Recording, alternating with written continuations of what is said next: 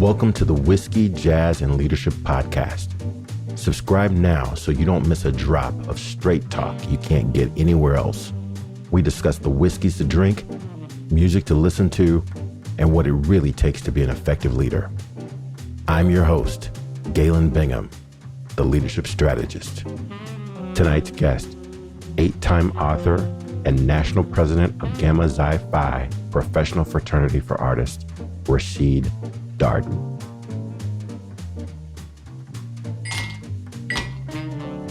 Hey, what you drink?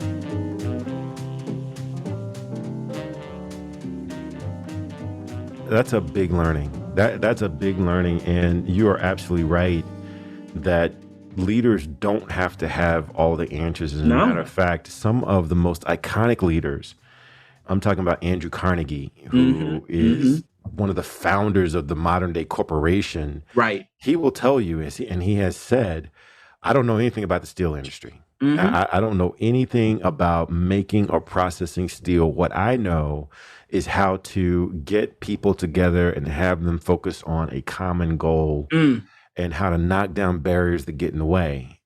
Henry Ford would tell you, I know nothing about making cars. You know, what I know is how to get people together, how to have them focus on the objectives, and how to cause them not to say no, how to cause them not to take no for an answer. And I think it's a lot of times the leader that feels like they have to be the smartest person in the room that causes all the problems. Yes. Yes. Because as a follower, I've got to make a decision. If I see my leader, if I see that leader making a mistake, do I say, yes, sir, I will follow you over the cliff? Or do I say, look, boss, that last one didn't go very well. Yep. In my last job, I had something similar happen and that didn't go very well. This might not be a good idea. Do I feel safe enough to bring that?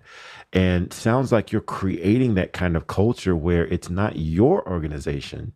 It's not your organization. And boy, I tell you, I'm gonna quote my mentor, Miss Ann McNeil. Come on, somebody. It's not your organization, it's your members' organization. Yeah. And when you create that kind of culture, then it becomes true fraternal. It sounds like you're doing that. I hope to. And even further, I'm trying to impart to my members, it's theirs, but it's also not theirs. It's their children's. Ooh. It's those people that we haven't met yet. Are we doing what we're supposed to do now so that our children and the artists of the future can look back and say, they did a lot for us. Let's make sure that we are living up to that legacy. Because I'm telling you, like when I look back, I mean, and I know your viewers are mostly listening, but on the platform we're on, you can see my books in the back. Over my left shoulder, I'm a student of Black Greek letter organization history and culture. You know, those are my Kappa books. Those are my AKA books. Those are my Q books. I don't care that I'm an alpha. You know, these are all successful organizations. And, you know, part of me getting into this was, you know, nosiness and like, ooh, I want to learn about everything. But really just seeing the sacrifices that were made and the predictions that were made that worked out in these organizations' favor. So when I think about Gamma Xi Phi, I never want to be the smartest person in the room. I want to make space for smart people to join our organization. I want to make space for more women, for trans people, for additional people of LGBT experience, and to create this thing where it wasn't about a personality. It wasn't about one person's vision. It's what we did together. Fantastic. I love it. I love it. And as you're listening, I'm going to talk directly to my listeners because, you know, one of the things that's really dawning on me during this conversation is although we're obviously talking about an artist fraternity, and it would be so easy to say, well, gosh, you know, I'm not going to be joining an artist fraternity, or I'm not going to be leading a fraternity. It would be so easy to say that, but I just know my listeners are saying, wow, you know, he's talking about some of the same things that I face at work. He's talking about some of the same concepts that I have to figure out for the organizations that I'm a part of. And the same challenges that you've got to solve with finesse because let's be clear. I mean, if there are things that I could solve with command and control, I might choose command and control. However, although command and control is expedient, it is very seldom effective long term. It's very hard to get anything lastingly productive with command and control. So you gotta know how to work with emotional intelligence to Mm. make sure that everyone is involved, everyone feels a part, that you're making it okay for people to bring their best. And so I just really appreciate, all of the transferable concepts that you're bringing into this conversation. Although I think very few of my listeners will ever have the opportunity to be exactly in the shoes that you're in. Boy, they better be using some of those same tools that you're using. Listen, you don't have to be the national president of an arts fraternity to be a leader. People go to church, people go to work. You can be a leader at the post office as you're picking up your mail, diffusing a situation between the person standing in front of you in line, the person that's the obstacle between you and your business. I used to be a teacher. I consider myself a teacher still, even though I haven't been employed in that capacity over 2 years. And I was in the charter sector, and charter schools tend to be innovative and entrepreneurial and all of that. But almost every school I was at did not let the teachers lead. There was always an outsider. There was always a head of school who was unqualified, or a charter turnaround organization that, was racist, allegedly. And there's been very few opportunities where, one, people were putting the right folks on the bus, but two, letting the people collectively decide where they wanted to go. They try to make school into a Ford plant. Like they had read 2 chapters of a book about business and decided, well, this is what we're going to do. And I just had to, I'm going to interrupt myself and tell you a side thing that I used to tell my students. My students were 16 to 24-year-olds who had dropped out of traditional school and largely were unemployed. We call those opportunity youth. In an effort to get them to understand their power in the school setting, I help them understand, just like the Facebook principle, whenever you get something for free, you are the product. And they would say, "What you mean, Mr. Darden?" I said, they were like, "I'm not getting nothing. I said, "You get the education, but make no mistake, the education is not the product. You are the product. Do you know that there is a dollar amount attached to your body being on our roster? Do you know that your body is worth more if you have a special education consideration? Do you know that your body is worth more if you are a non-English speaker?" And I used to tell them, "Why do you think there's more students that look like this and not like you in this school? Why do you think that number is growing? This is not about helping you. This is about the money. So it will behoove you to not let the government and this private entity get away with your," and I used to say $10,000. It's probably more, might be less. "Don't let them take the money. Get your GED and you turn that $10,000 into a $40,000, $50,000 job." That, my friend, is how leadership shows up outside of a fraternal context. It's Wow. about empowering the people to do what's in their best interest, because what's in their best interest ought to be in everybody's best interest. Nobody wants to go out and fail. Nobody wants to go out and be poor. Nobody wants to go out and be broke. Like, so you got to take that mindset with you, and not think that because other people achieve, that takes something away from your achievement. It's not Yeah, how it works. that's not how it works. I mean, that reminds me of a conversation we had in season one with Wyman Winbush, and he talked about Mm. the pie analogy, and he said that everyone is trying to get a bigger piece of the pie. What you don't realize is that you've got your own pie.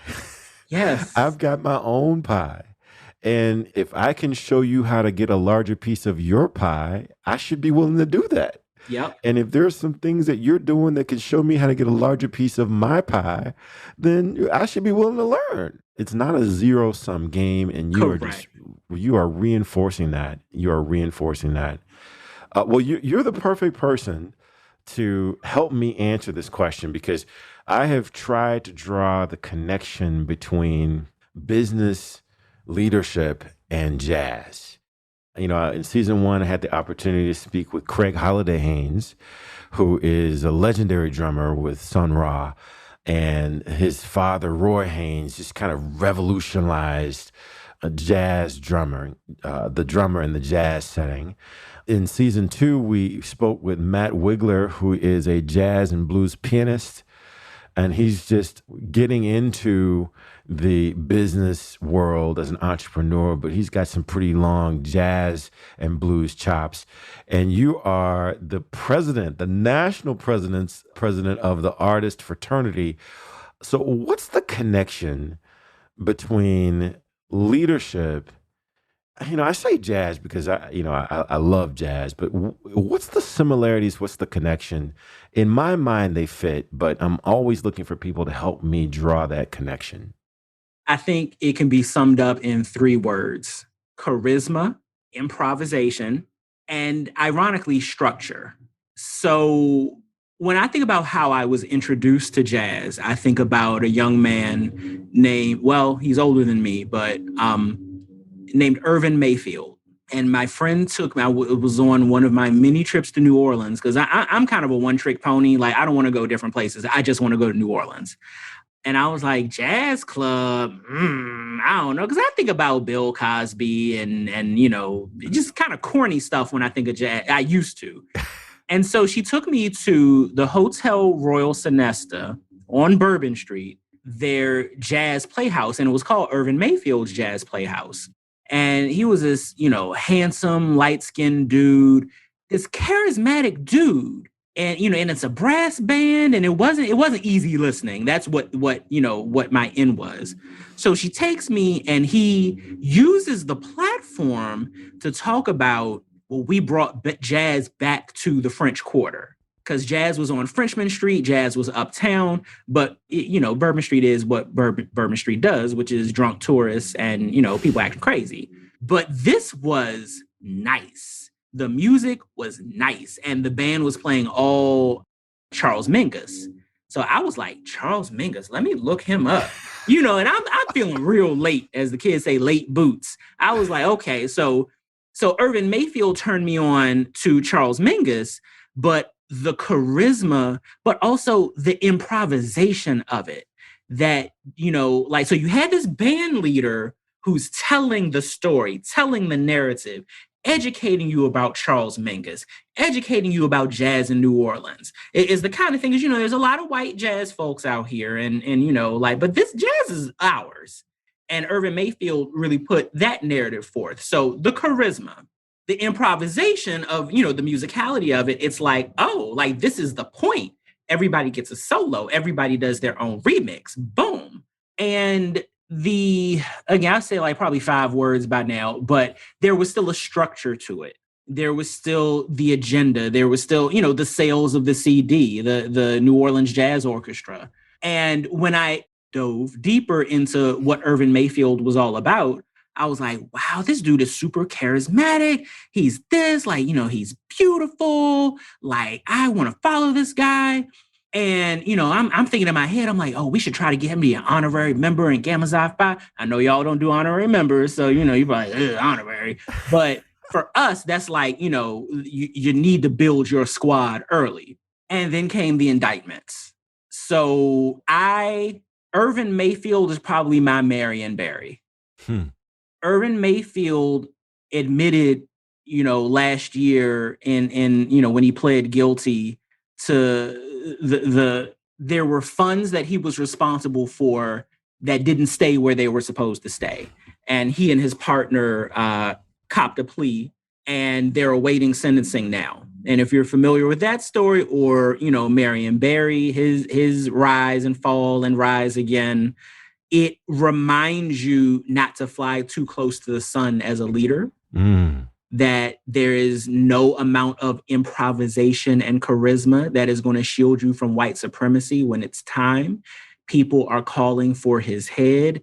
Now, to me, I'm not saying that he was correct. Like, don't ever break the law. Don't ever misappropriate funds. Don't ever build a wax statue in your own honor. Like, don't do those things. Like, that is not what I'm looking for in Gamma Xi Phi. I don't, it's gross. It turns my stomach. But always know that somebody out there, when you are Black and confident and male, especially, and are doing everything else right, you can't make any mistakes in the public eye, because people that don't look like us are waiting to find a way to embarrass your legacy forever. It's a burden. It's a heavy Yeah. burden that you have to be aware of. That reminds me of some advice that I got from one of my first mentors, and we are planning to have him be part of this conversation at some point. Mr. Joe Cavalier said in passing, "Never forget for a moment that you're being evaluated." And he just said in passing, he probably doesn't even remember saying it.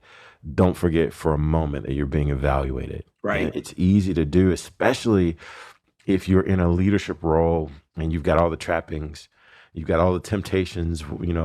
They say that power doesn't make you a man or a woman. It just reveals the kind of man or woman That that you you already really are. want to be, right? Right. So great points. And I love your point about, charisma, improvisation, and structure. Because a lot of people, especially people who are not familiar with jazz, they'll just think that it's just a bunch of people up there jamming, Yeah. and and it's all improvisation. And there's a good part of that, right? There's a place for that, but there's a lot more structure than people would recognize from the outside looking in. Right. I'm glad you brought that up. I mean, there's practice too, right? There's practice and there's trust. The improv that we see when it's time to go to the jazz playhouse, in the moment, the experience definitely is, feels like, wow, they just walked in off the street and did this. There's practice, guys. There's practice. There is an implicit trust between the musicians. Oh my Just like gosh, there yes. ought to be an implicit trust in your boards, in your boardrooms, on your teams, in your staff. And that trust is not gained when you don't spend time together, whether it's virtual time, in-person time, social time that has nothing to do with the practice. That quality time together is really what builds the trust and whatnot. And then, and there's, when I think about Irvin Mayfield and I think about, his scandal, because that's what it is, there are people who feel that there is some opulence that comes with leadership, that, the trappings of leadership are part of what make a leader. And when I think about true leaders like the very recently departed Bob Moses, and how, his algebra project is probably one of the greatest civil rights projects of all time, teaching math literacy to those who need it the most. That's a leader. I was embarrassed that I'd never heard of Bob Moses before he died.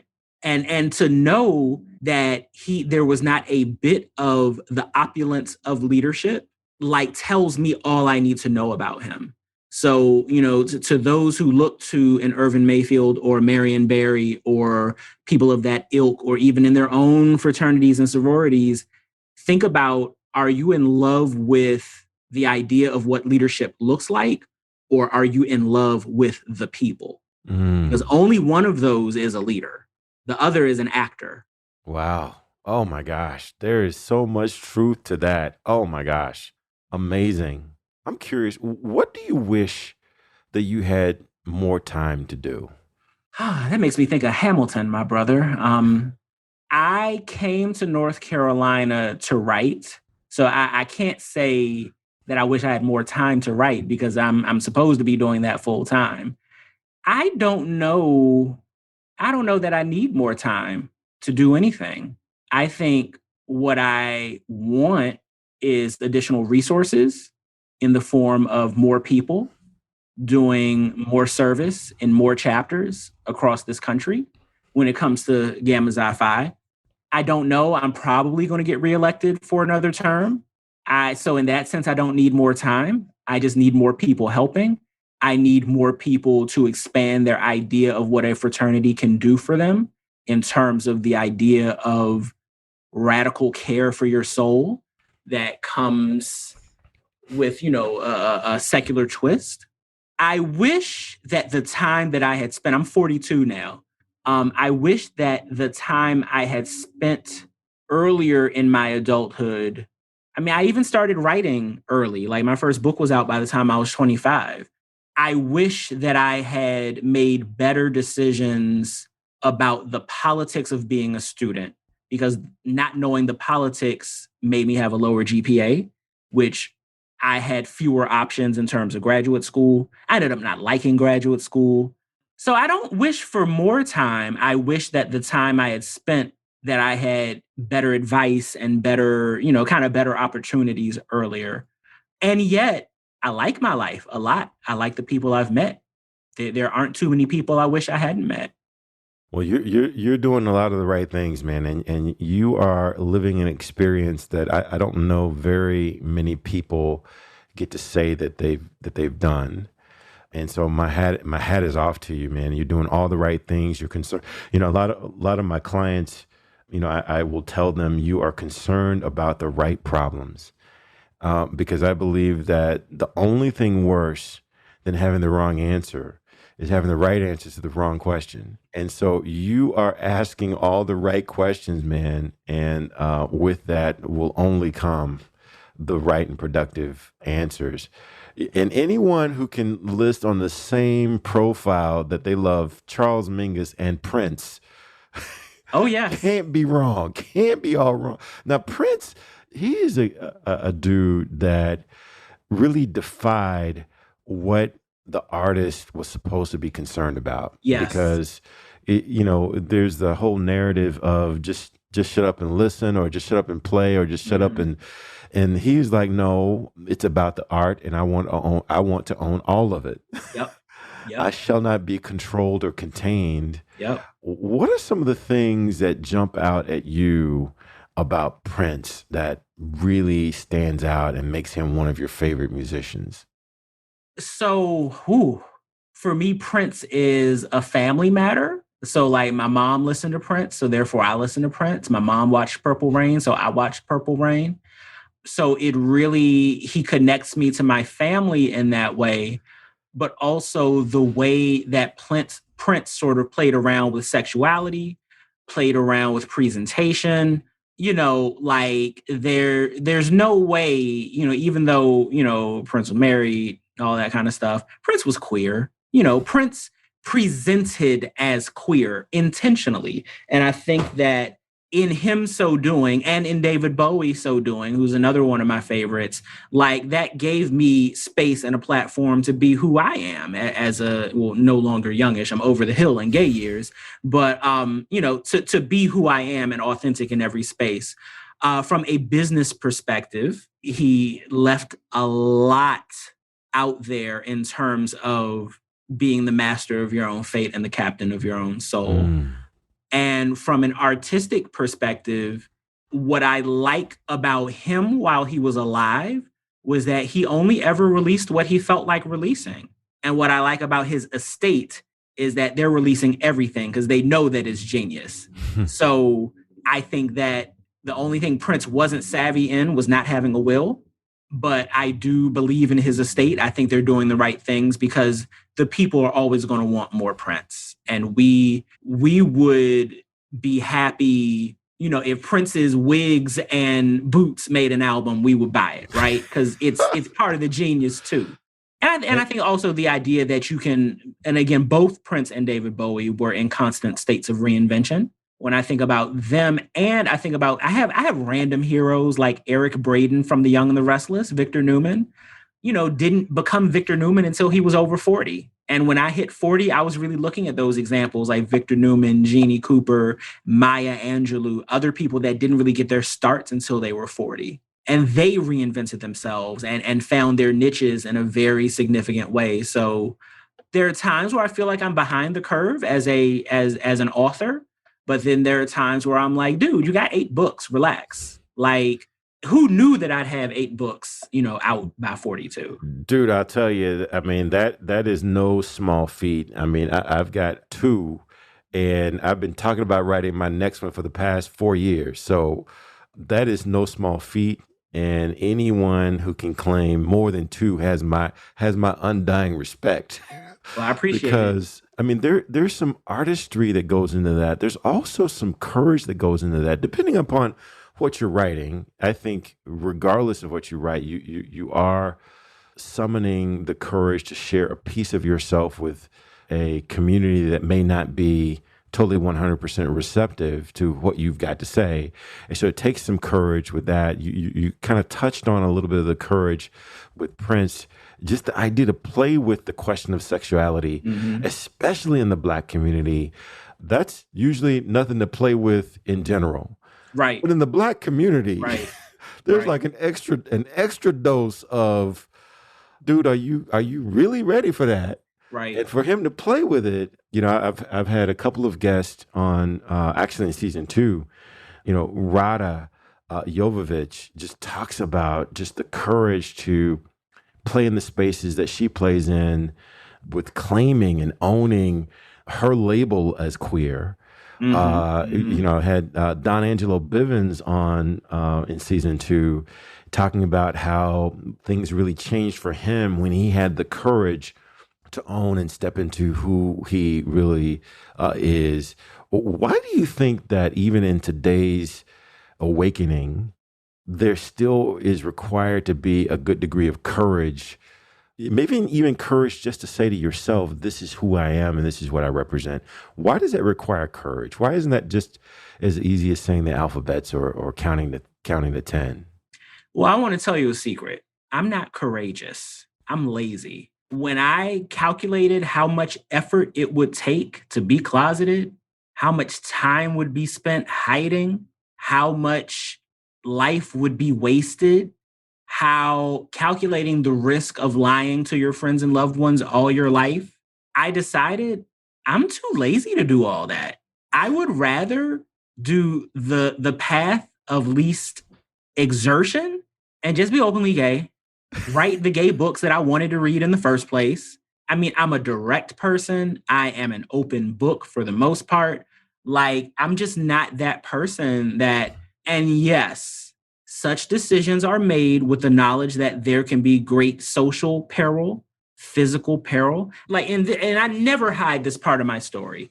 As an openly gay member of a fraternity, please believe there were threats. There were in-person threats. I was surrounded on a college campus in DC and told that the founders must be spinning in their graves because I dared to write a book about a gay man pledging a fraternity. And the fraternity wasn't even alpha in the book. It was a fictitious book. So I'm like, you look like a dum-dum right now. And I remember being upset that happened, but also grateful that I knew exactly who they were. And first of all, well, the other thing is they're ugly, and because haters are always ugly. So I want to say that on the record.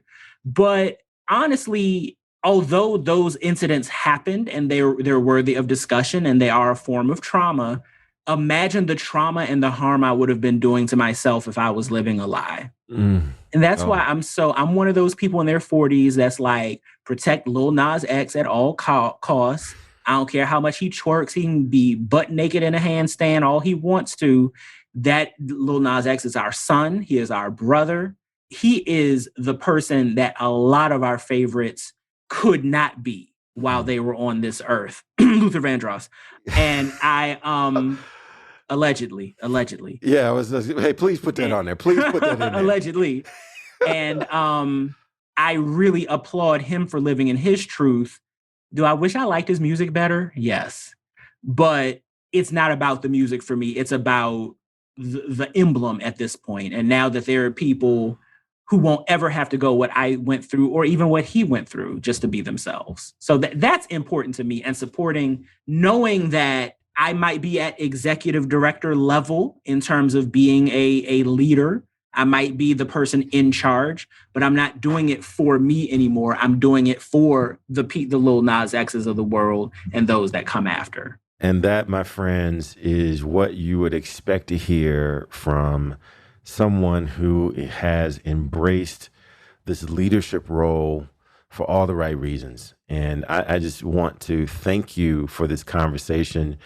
We're gonna cut this short right here because I'm gonna drag you into the VIP room, man. Okay. This is about all I'm willing to share for free. Okay. So if you are not a VIP, you're gonna miss out. And this is why you need to just go ahead and upgrade so you can follow us into the VIP room. But Rashid, man, this has been a great conversation.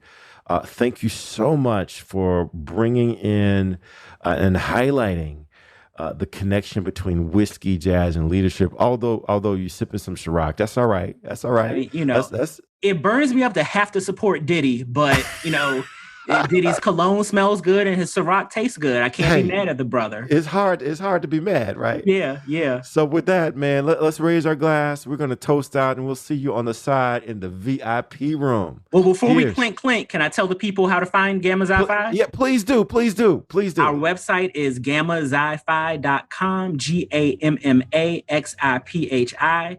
And you can find us on every social media channel at the same name, Gamma Xi Phi, XIPHI.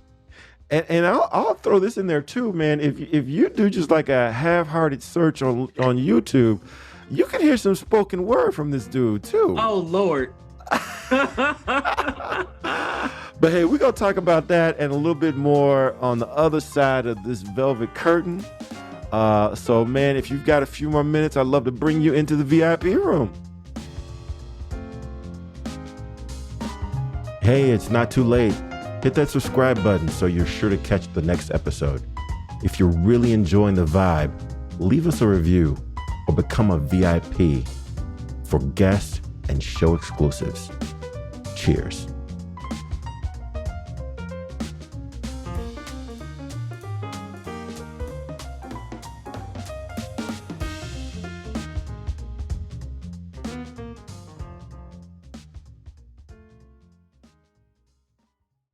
This podcast is a part of the C-Suite Radio Network. For more top business podcasts, visit c-suiteradio.com.